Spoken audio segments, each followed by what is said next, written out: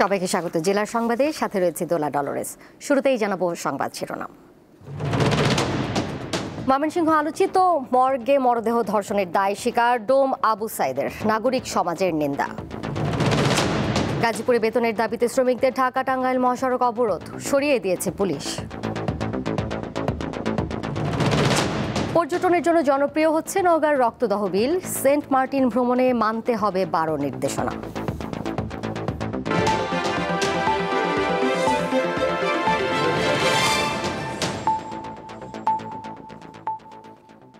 Mymensingh medical college হাসপাতালের মর্গে ময়নাতদন্তের জন্য আনা আলোচিত এক তরুণীর মরদেহ ধর্ষণের দায় স্বীকার করেছে ডোম আবু সাইদ। এই ঘটনায় নাগরিক সমাজের প্রতিনিধিরা নিন্দা জানিয়ে ক্ষোভ প্রকাশ করেছেন। সংশ্লিষ্টদের দায়িত্ব অবহেলার বিষয়টিও আলোচনায় উঠে এসেছে। ডোম আবু সাইদ ঘটনার দায় স্বীকার করায় তাকে আদালতের মাধ্যমে জেল হাজতে পাঠানো হয়েছে।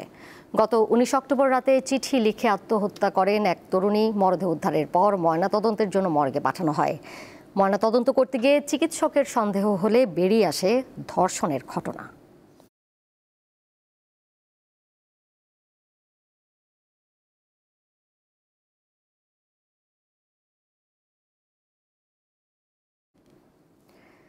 গাজীপুরের কোনাবাড়িতে 2 মাসের বকেয়া বেতনের দাবিতে ঢাকা টাঙ্গাইল মহাসড়ক অবরোধ করে বিক্ষোভ করেছে একটি পোশাক কারখানার শ্রমিকরা। বেলা 12টার দিকে মহানগরের কোনাবাড়িতে ঢাকা টাঙ্গাইল মহাসড়কের সাইনবোর্ড এলাকায় স্বাধীন গার্মেন্টস লিমিটেডে কর্মরত শ্রমিকরা সড়ক অবরোধ করে। পরে পুলিশ গিয়ে পরিস্থিতি নিয়ন্ত্রণে আনে। গাজীপুর শিল্প পুলিশ 2-এর কোনাবাড়ি জোনের পুলিশ জানায়, শ্রমিকরা 2 মাসের বকেয়া বেতনের দাবিতে সকালে কোনাবাড়ি পল্লী বিদ্যুৎ আঞ্চলিক সড়ক অবরোধ করে। পরবর্তীতে দুপুর 12টার দিকে তাদেরকে সরিয়ে দেওয়া হয়।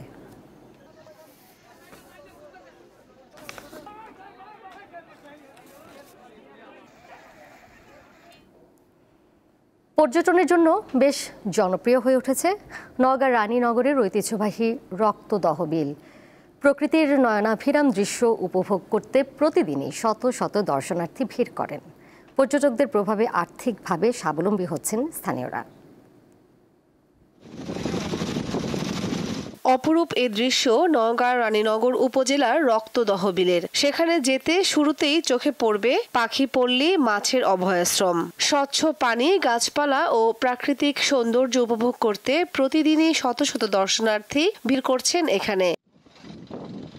প্রায় 900 একরের বিলে বছরে 4 থেকে 5 মাস পানি থাকে। তাই বর্ষা শেষে শরৎকালেও রক্তদহ বিলের মূল আকর্ষণ নৌকা ভ্রমণ। আসলে পাখিপল্লী রক্তদহ বিল সম্পর্কে আমি নেটে দেখছি, ইউটিউবে দেখার পরে আমি ঘুরতে আসি। আসার পর দেখলাম অসাধারণ একটা দৃশ্য পাখিপল্লী। সুন্দর এলাকা, খুব সুন্দর পরিবেশ, আজকে আবহাওয়া খুব সুন্দর, খুব ভালো লাগছে। এখানে এসে অনেক ভালো লাগছে, অনেক ভালো পরিবেশ, বসার জায়গা আছে গাছের ফাঁকে ফাঁকে।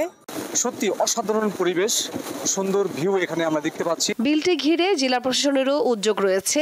গড়ে তোলা হয়েছে পরিবেশ বান্ধব পর্যটন কেন্দ্র ও পাখি পল্লী। আমরা ভবিষ্যতের কথা চিন্তা করে এখানে প্রচুর পরিমাণে ইউক্যালিপটাস গাছ আছে। সেই গাছগুলো যেহেতু ক্ষতিকর, এগুলো আমরা অপসারণ করব এবং আমাদের নামকরণের একটি সার্থকতা আনয়নের জন্য পাখি পল্লী নাম আছে। প্রচুর পাখি যেন এখানে আসে, এই জন্য আমরা ফলদ বৃক্ষরোপণ করছি। ব্রিটিশ আমলে কৃষকদের বিদ্রোহ দমনে বিলের পাশে হত্যা করা হয় বিদ্রোহী কৃষকদের। সেদিন তাদের রক্তে লাল হয়ে যায় বিল। এরপর থেকেই লোকমুখে বিলের নাম হয় রক্তদহ বিল। দীপ্ত, বার্তাকক্ষ। এবারে কেওয়াই স্টিল চট্টগ্রাম সংবাদ।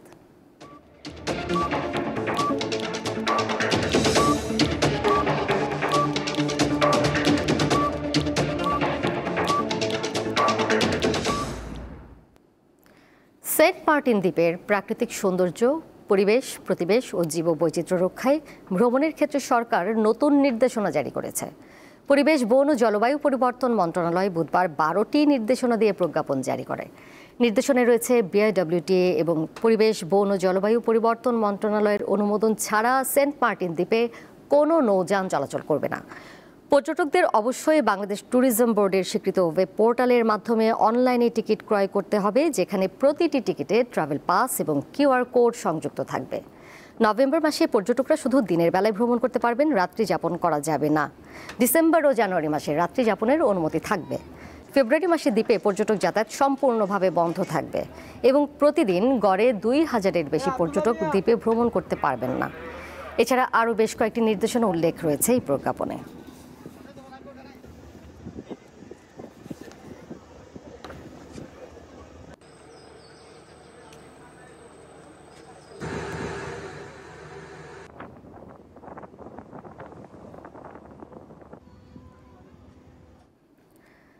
টানা 2 মাস 25 দিন পর কাপ্তাই হ্রদে ডুবে থাকা রাঙামাটির পর্যটন কেন্দ্রে ঝুলন্ত সেতু ভেসে উঠেছে। বৃহস্পতিবার সকালে পর্যটন কেন্দ্রের ঝুলন্ত সেতুর পাটাতনের ওপর থেকে সম্পূর্ণ পানি নেমে গেছে। সেতুর ওপর থেকে পানি নামলেও এখনও পাটাতনের তলায় ছুঁই ছুঁই করছে কাপ্তাই হ্রদের পানি। শুরু হয়েছে সংস্কার কাজ। পরিষ্কার পরিচ্ছন্নতা শেষে সেতুতে রং করা হবে। তবে এবার সেতুতে প্রবেশের টিকিটের মূল্য বাড়ানোর চিন্তা করছে পর্যটন কর্পোরেশন। 20 টাকা থেকে বাড়িয়ে 30 টাকায় টিকিট বিক্রির পরিকল্পনা করছে সংস্থাটি। এর আগে গত 30 জুলাই থেকে পানি বাড়ার কারণে হ্রদের পানিতে ডুবে যায় ঝুলন্ত সেতুটি।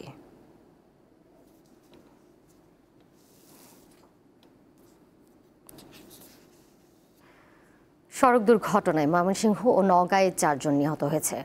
ময়মনসিংহের তারাকান্দায় বাস চাপায় মোটরসাইকেল আরোহী 2 যুবক নিহত হয়েছে। বেলা 12টার দিকে ময়মনসিংহ ফুলপুর সড়কের গোয়াতলা শশার বাজার এলাকায় এই দুর্ঘটনাটি ঘটে। নিহতরা হলেন উপজেলার গোয়াতলা এলাকার শামসুল হক ও আটপাড়া এলাকার শাহজাহান। এদিকে নওগাঁয়ে সড়ক দুর্ঘটনায় ইয়ামিন ও তুহিন নামে 2 জন মোটরসাইকেল আরোহীর মৃত্যু হয়েছে।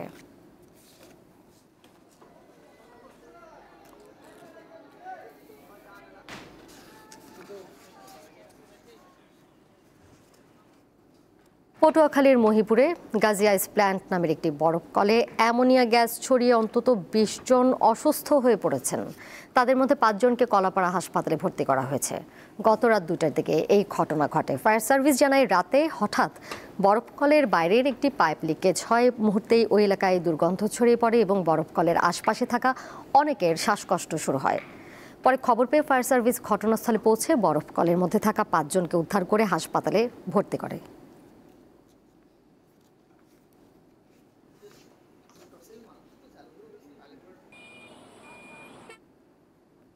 নারী সংবাদকর্মী স্বর্ণময়ীর আত্মহত্যা প্ররোচনায় দায়ীদের শাস্তির দাবিতে ঝিনাইদহে মানববন্ধন কর্মসূচি হয়েছে। বৃহস্পতিবার শহরের পোস্ট অফিস মোড়ে ব্যানার ফেস্টুন নিয়ে বিভিন্ন সামাজিক ও সাংস্কৃতিক সংগঠনের কর্মীরা মানববন্ধনের আয়োজন করে। এতে সংস্কৃতিকর্মী, সমাজকর্মী সহ বিভিন্ন শ্রেণীর মানুষ বক্তব্য রাখেন। বক্তারা বলেন, সংবাদকর্মী স্বর্ণময়ী বিশ্বাসের আত্মহত্যায় যারা প্ররোচনা দিয়েছে তাদের শাস্তির দাবি জানান তারা। এছাড়া কর্মস্থলে নারীদের নিরাপত্তার দাবি জানান তারা।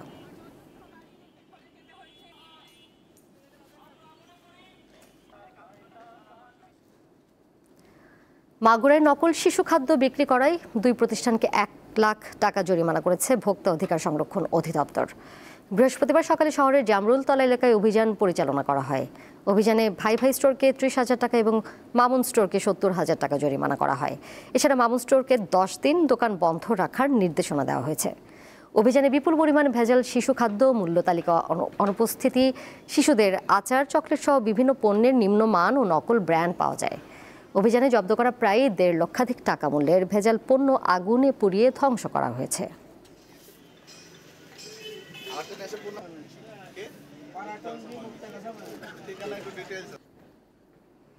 ব্রাহ্মণবাড়িয়ায় আধিপত্য বিস্তারকে কেন্দ্র করে 2 পক্ষের সংঘর্ষে অন্তত 30 জন আহত হয়েছেন।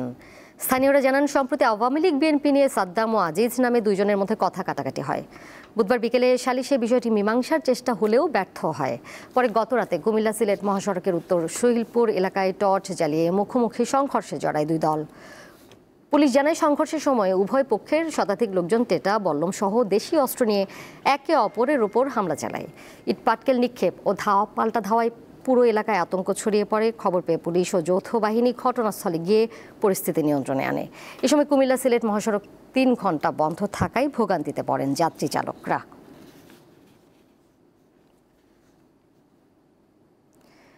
সাভারে পূর্ব শত্রুতার জেরে প্রতিপক্ষের হামলায় আবু সাইদ নামে এক ব্যক্তি নিহত হয়েছেন ও আহত হয়েছেন অন্তত 8 জন। বুধবার রাত 8টার দিকে সাভারের বনগাঁও ইউনিয়নের বেড়াইদ এলাকায় এই ঘটনা ঘটে। নিহতের স্বজন ও আহতদের দাবি, পূর্ব শত্রুতার জেরে প্রতিপক্ষ জাকির ও তার লোকজন দেশীয় অস্ত্র নিয়ে আবু সাইদের ওপর হামলা চালায়। এ সময় আবু সাইদকে উদ্ধার করতে এগিয়ে গেলে অন্যদের ওপরও হামলা হয়।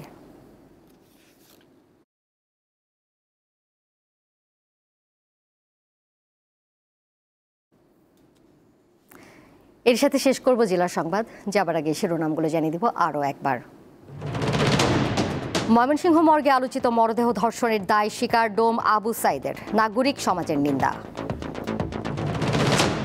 গাজীপুরে বেতনের দাবিতে শ্রমিকদের ঢাকা টাঙ্গাইল মহাসড়ক অবরোধ, সরিয়ে দিয়েছে পুলিশ। পর্যটনের জন্য জনপ্রিয় হচ্ছে নওগাঁর রক্তদহ বিল, সেন্ট মার্টিন ভ্রমণে মানতে হবে 12 নির্দেশনা। আর এই ছিল এখনকার মতো, এরপর দেখবেন দীপ্ত স্পোর্টস।